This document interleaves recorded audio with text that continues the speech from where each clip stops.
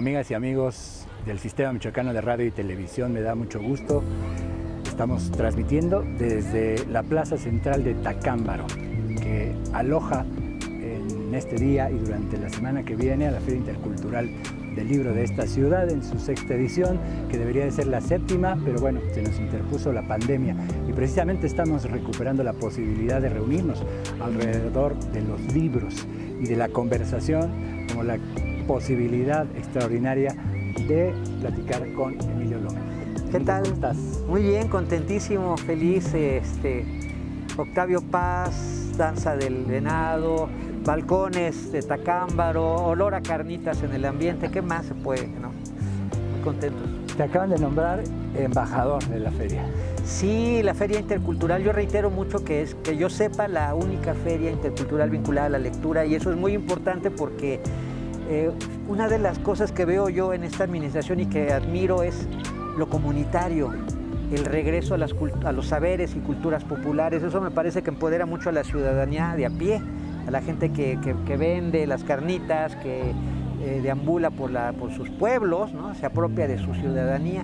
Entonces esta interculturalidad singulariza esta feria, y por otro lado un gran cariño a Mireya como la creadora y perpetradora de este gran proyecto cultural, y a Tacámbaro y a Michoacán, ¿no? Son a todas. Emilio Lomé, escritor, compositor musical, y bueno, de las muchas cosas que se hablan de ti en las No me han redes, comprobado nada.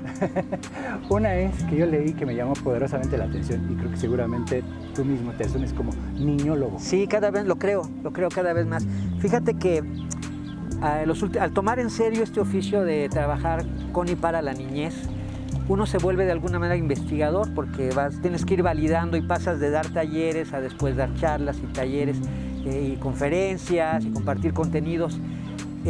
Así como las feministas descubren al patriarcado como un nodo tóxico que agrede constantemente la presencia de la mujer y de las mujeres, también los niños hay un adultocentrismo. Y ese adultocentrismo es el que prohíbe a los niños, les da temas edulcorados, toda la línea de Walt Disney, toda la línea de quitarle a los mitos, a las leyendas, la parte conflictuada, oscura y confrontativa. Entonces, los niñólogos trabajamos con los niños externos, pero también con los niños internos, que eso es muy importante. Y no solo las zonas luminosas, también las zonas oscuras, Claro. ¿no? Claro. Como lo debe ser cualquier ciudadano en esta dicotomía que tenemos los seres humanos, y por eso sí asumo que soy niñólogo y trabajo con niños externos y con niños internos. Antes de conversar sobre esto de las narrativas para niñas y niños, alguna vez tuve la oportunidad de entrevistar a Francisco Hinojosa, Sí, y él ¿no? decía que había llegado un poco, pues por circunstancialmente, de manera fortuita, a la literatura infantil después de La peor señora del mundo, que en realidad él quería ser poeta. Es poeta. Es poeta y cuentista, Sí, pero, sí, y lo es. pero vamos, la peor señora del mundo le abrió todas las puertas a decir, bueno, pues este camino también lo voy a explorar. Y lo he explorado muy bien. ¿Tú cuándo te diste cuenta que ahí estaba tu literatura? Mira, voy a tomar lo de Francisco Hinojosa, porque justamente La peor señora del mundo, su gran éxito, que por cierto fue un libro prohibido, Sí. lo cual es un elogio para todo libro, ¿no?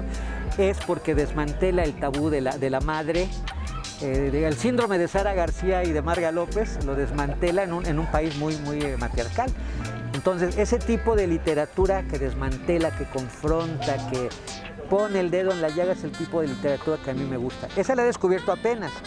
Yo empecé a trabajar con niños y después había una gran área de oportunidad, dicen ahora, porque se escribía muy poco en los 80s, 90s, dedicado a la niñez, ¿no? Había muy poco. Entonces yo empecé a escribir y tuve la fortuna de que me acompañaron muy bien madrinas y padrinos culturales que vieron que lo que yo estaba haciendo valía la pena de ser compartido y de ser editado. Después, al tomarlo más en serio, me di cuenta que sí, que escribir para la niñez era algo serio y profundo. La literatura para niños está dejando de ser de segunda división. Se está volviendo gran literatura, y en México se nota. Porque en este país a los niños, perdón la expresión, pero a veces los tratamos como retrasados mentales. Es el adultocentrismo. Mira, hay 50 millones de niñas, niños y jóvenes. Costa Rica tiene 4 millones de habitantes. Chile tiene 8 millones de habitantes. En México tenemos 50 millones de niñas, niños y jóvenes que como ciudadanos merecen lo mejor. Como todo país democrático o que busque serlo, requiere de lo mejor. Y desde bebés, que los últimos 10 años trabajo con y para bebitos y bebitas, son ciudadanos.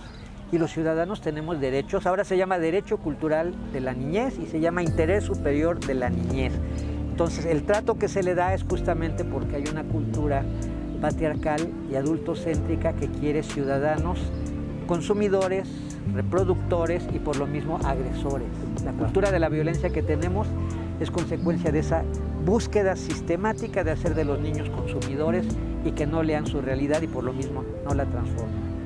Eso te iba a preguntar, que si tenía que ver nuestros medios de comunicación, nuestro cine, los personajes que nos han acercado, bueno, Chavo del Ocho, cosas por el estilo, de manera tan grotesca, esta insana manera de no dejar que las niñas y los niños se enteren de su problemática, de saber que existe la desaparición forzada, sí, los de saber que existe el narcotráfico, no sí, sé, la violencia, sí, porque al niño el concepto de la misma palabra infancia significa el que no tiene voz.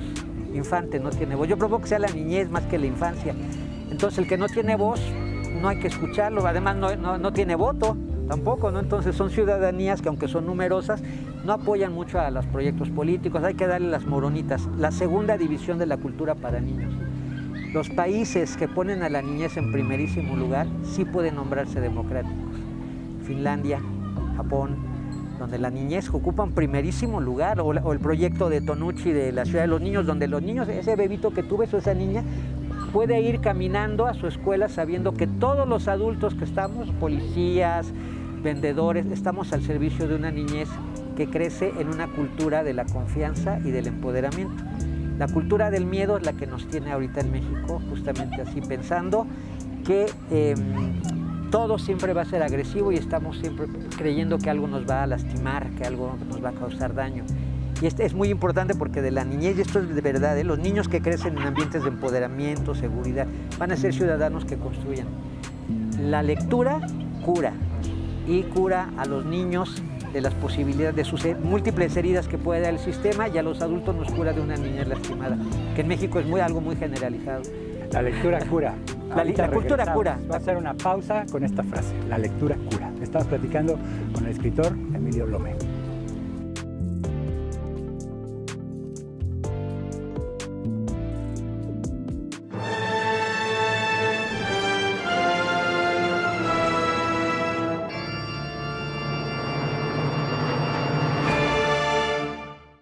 Regresamos a esta conversación con Emilio Lome.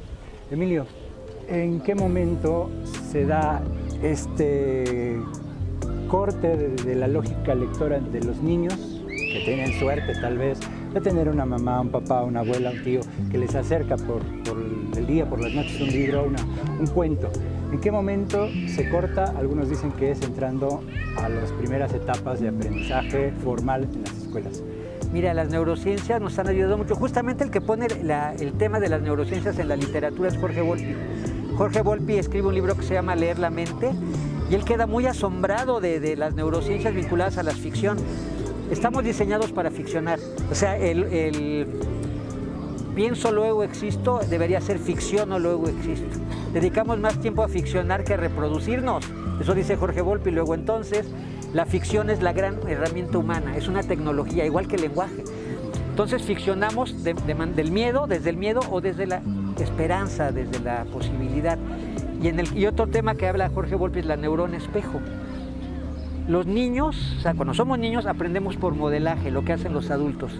Si yo te veo leer, es para mí algo importante, por tanto me modelas y yo acudo a leer porque veo que está mi papá, mi abuelo, mi maestro, mi maestra leyendo. Entonces yo lo considero como un beneficio cotidiano y lo replico. La violencia también se replica, la apatía también se replica, la neurosis también se replica y el arte también se replica, de tal manera que desde estos conceptos de las neurociencias, ficcionar, las competencias del lenguaje y todo lo vinculado a la cultura y la educación son modelados por los adultos. En México muchos docentes no leen, por lo tanto no van a contagiar la lectura a los niños y la mediación de estos proyectos maravillosos va a tener una fisura.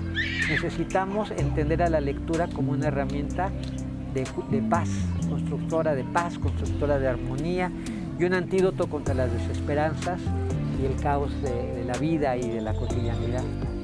ponerle rótulo a nuestros silencios, como decía Sor Juana de la poesía. Los silencios, claro. Otra vez el infante, ¿no? El que no tiene voz. Exacto. Y el que no tiene voz silencia. Silencia el acoso, silencia el abuso, silencia la tristeza. Y lo externa o en violencia, o en suicidio, o en cualquier otro tipo de forma que podía haber sido mediado por el lenguaje. Por eso no debería sorprendernos que haces una pregunta en un salón de clases y hay un silencio. En los normalistas, alguna pregunta y silencio, ¿no? Y otros países no. México, hablamos de otras maneras desde la interculturalidad, hablamos en nuestros textiles, en nuestra comida, patrimonio de la humanidad, hablamos de muchas maneras, pero es importante que hagamos de la verbalidad una militancia. Necesitamos docentes que sean militantes de una verbalidad significativa, el chiste, la adivinanza, el trabalenguas y por supuesto la poesía. Yo estoy muy esperanzado con la poesía, la veo. Ahorita hay un boom de la poesía para niños en Hispanoamérica. Maravillosa. Sí. Te agradezco, Emilio, que nos hayas concedido estos minutitos para la radio, la televisión y las redes sociales del Sistema Michoacán de Radio y Televisión. Gracias por la poesía michoacana que está en el aire y en lo cotidiano y en la generosidad de todos ustedes. Muchas gracias. Gracias. Todo el sistema al pueblo, desde Tacámbaro.